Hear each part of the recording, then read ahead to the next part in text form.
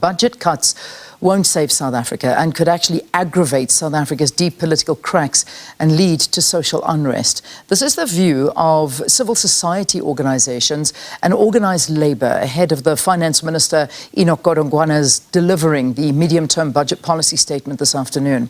The group has called for the minister to intentionally put the constitutional rights and well-being of communities and workers first over narrow and often unjustifiable budget deficit targets that'll do little to alleviate the crisis of unemployment, poverty and inequality, as well as build a more inclusive economy.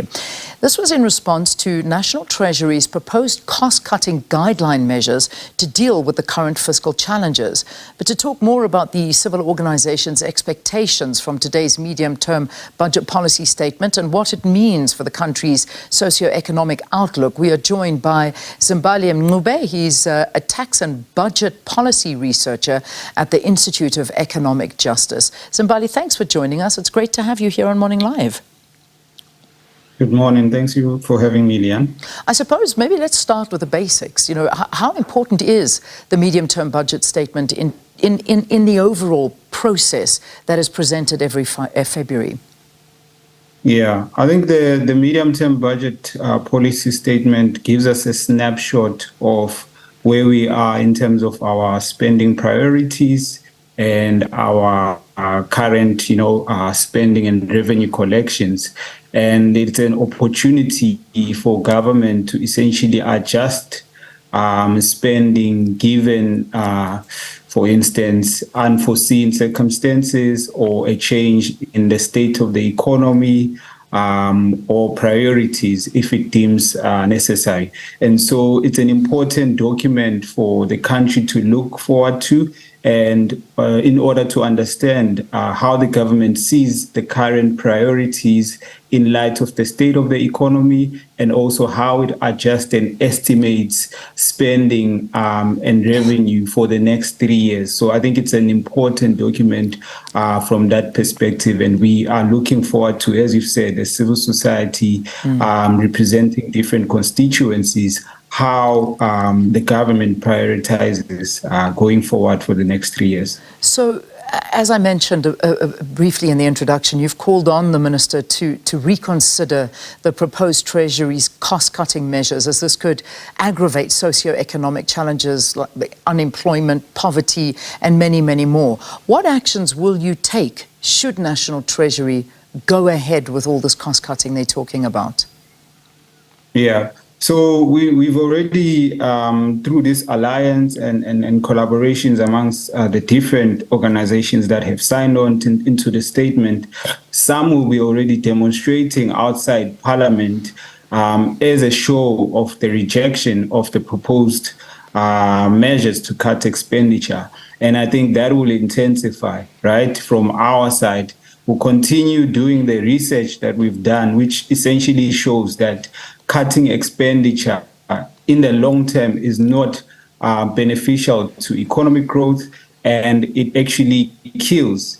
People have been reported dying, waiting in lines in hospitals, particularly because the staff there is inadequate to deal with the population at hand. And so taking the actions to the streets is what we will continue to do. But I think in the long term, we are considering taking this matter to the highest court in the land. And that is something that we are still considering and talking amongst partners as to how would we actually put this as a top priority in the court of the land, because essentially the state is reneging its constitutional obligations by not prioritizing the needs of the majority and essentially not putting forward a credible plan to forward job creation and economic growth. And that is very worrying. But if we look at the numbers, and the numbers tell a very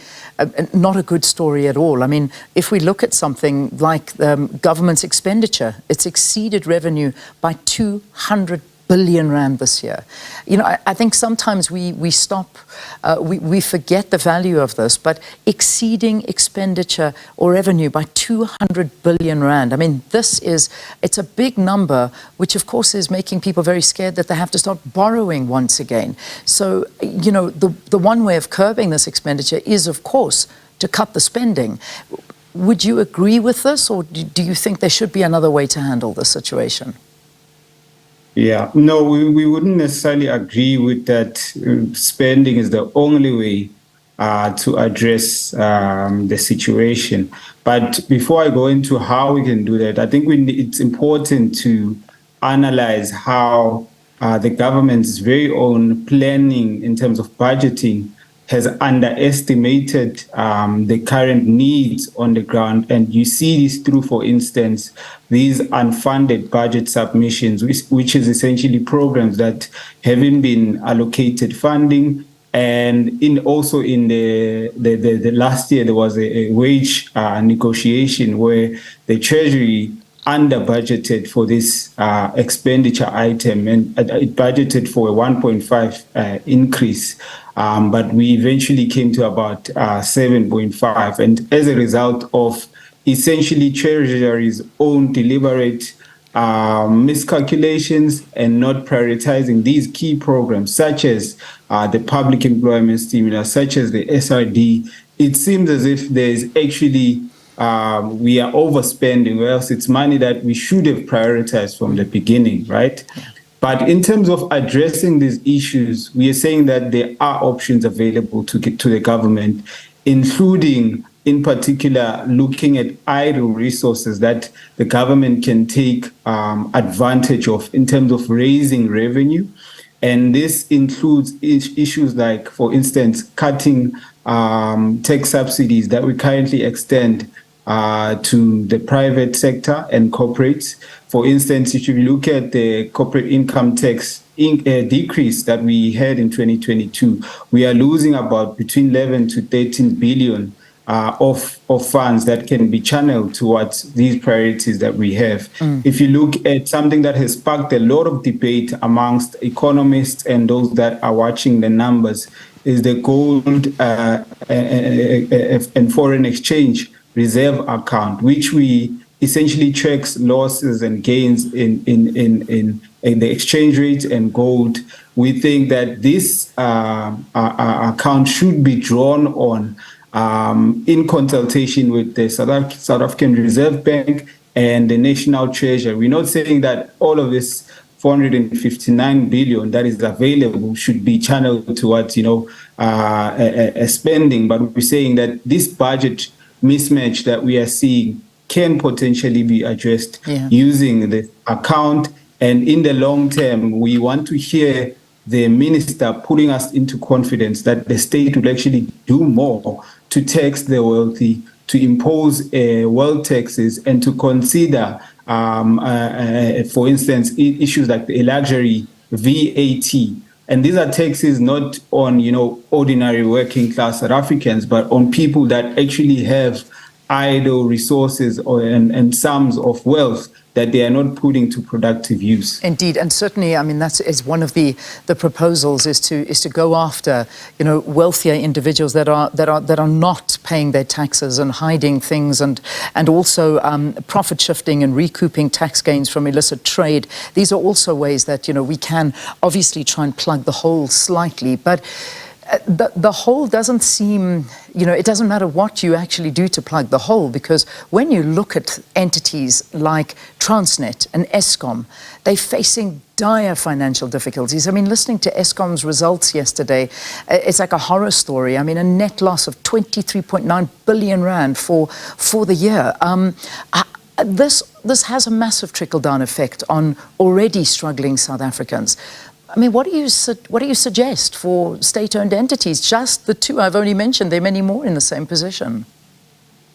Yeah. I think it's important, when we've said this consistently, that there needs to be greater accountability and consequence management, especially for those that have been implicated in mismanagement of funds and corruption cases, and the state needs to essentially enhance its accountability mechanisms, and those that are essentially playing a role in the lack of growth rather in our economy through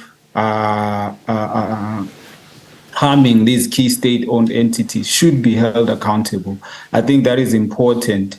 But we're saying that even in entities like, for instance, ESCOM, there still is scope for government, for instance, to consider the debt repayments and renegotiate with the creditors of ESCOM pending its restructuring, which we think is essential in the long term to ensure that state-owned entities deliver on their mandate, which is to publicly service the country. I think what we don't want to see in the long term is using the current challenges that they face to essentially double down on the privatization of key state-owned entities, because we know that the consequences of that in the long term will be worse than what we have now, where people cannot essentially afford basic services. And so we need to capacitate these state-owned entities.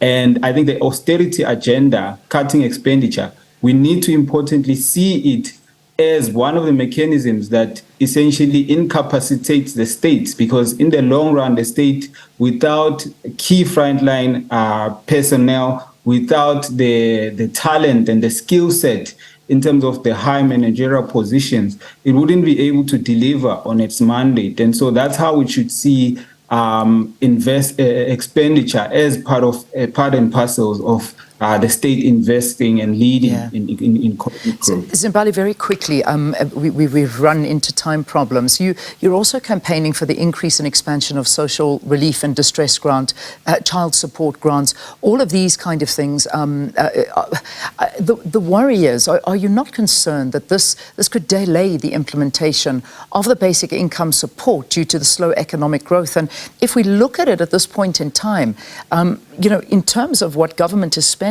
it's now close to, when we talk about all of these social grants, we're sitting at 60% of non-interest spending.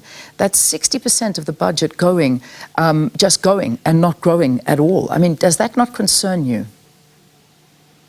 Yeah, I think we just need to, firstly, the growing need for grants is partly an indication that the state is not doing enough to ensure that people are participating in the economy, right? And therefore have to essentially rely on some of these grants to survive.